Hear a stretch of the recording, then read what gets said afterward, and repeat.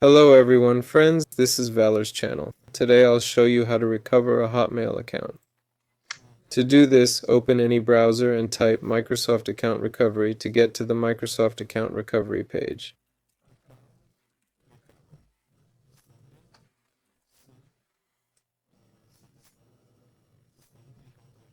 Next, select the third option.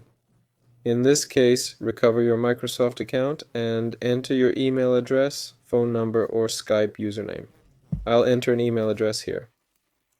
Click Next.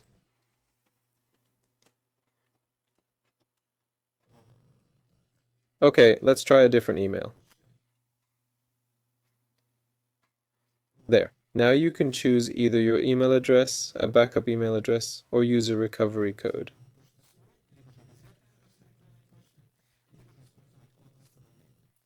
If you don't have any of these, click I don't have any of these and enter the email address of the account you need to recover.